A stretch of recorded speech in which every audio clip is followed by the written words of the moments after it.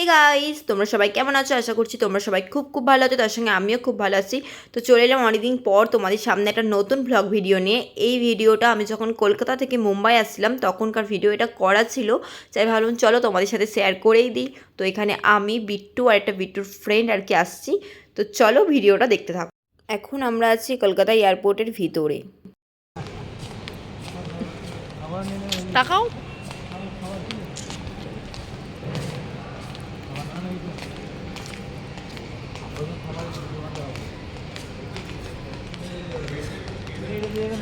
হ্যাঁ, এটা দিয়ে যাবো। না না, তো আমাদের ফ্লাইট ছিল রাত 2টোর সময়। তো আমরা টাইমের একটু আগেই এসেছিলাম, বাট প্রচণ্ড খিদে পেয়ে গিয়েছিলো। তাই ভাবছিলাম যে খেয়ে ঢুকবো নাকি ফ্লাইটে গিয়ে খাবো। তো দেখলাম না, আমাদের টাইম হয়েও গেছে। তাই আমরা এখন চলে যাচ্ছি ফ্লাইটে।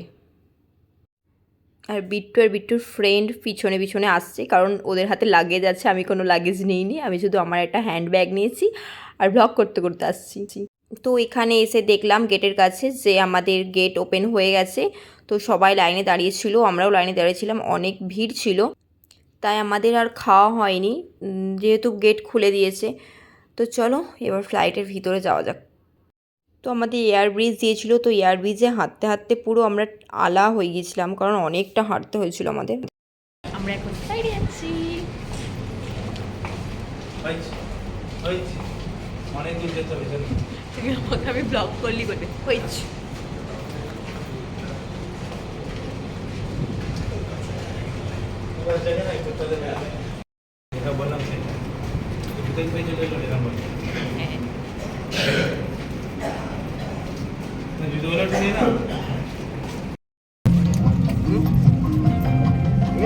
कृपया ध्यान दीजिए, विमान में ईंधन भरने की प्रक्रिया जारी है, इसलिए आप अपने स्थान पर बैठे रहें और धूम्रपान ना करें। कुर्सी की कुर्सी खुली रखें और इलेक्ट्रॉनिक उपकरण तथा मोबाइल फोन।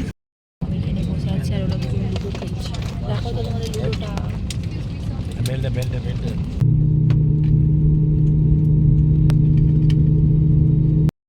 তো আমাদের ফ্লাইটটা এই ছাড়লো ক্যালকাটা থেকে। তো চলো ভিডিওটা দেখতে থাকো।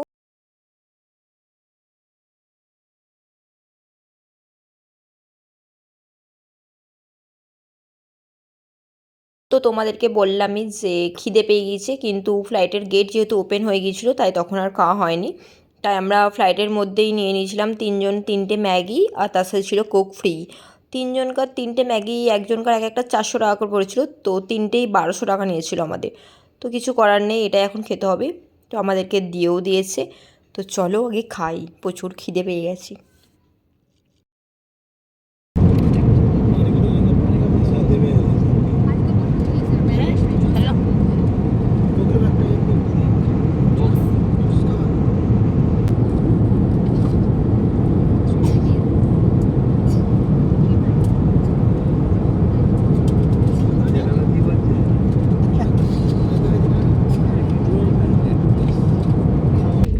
খাওয়ার পর আর ব্লগ শেয়ার করা হয়নি।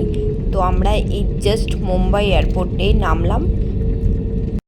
তো মুম্বাইয়ে নেমে দেখলাম আমাদের মুম্বাইয়ের টার্মিনাল 2তে দিয়েছে, কারণ টার্মিনাল 2টা না অনেক সুন্দর ডেকোরেশন করা, এটা আমার খুব ভালো লাগে। 1টা অতটাও মানে খাস নয়, ওটা ভালো, ওটা পুরনো। তারপর বেল্টের কাছে এলাম, বেল্টের কাছে এসেই দেখলাম যে আমাদের লাগেজ দিয়েও দিয়েছে। আর বিট্টু এতই টায়ার্ড হয়ে গেছে, ও এক জায়গায় বসে আছে।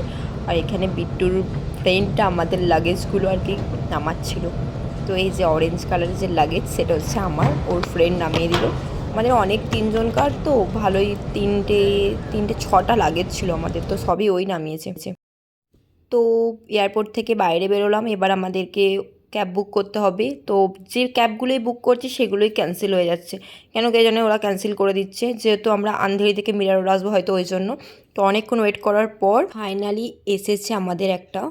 তো এটা এসেছে, এটা এতটাই ছোট যে এটার পিছনে ডিকি নেই।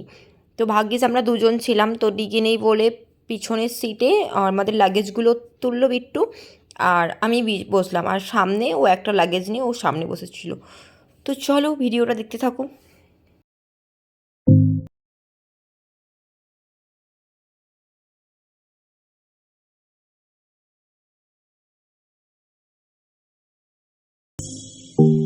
তো জানো যে মুম্বাইয়ের রোড এরকম এত খালি থাকে না, নাইট বলে ফাঁকা ছিল, তো আমরা তাড়াতাড়ি চলেও এসেছিলাম।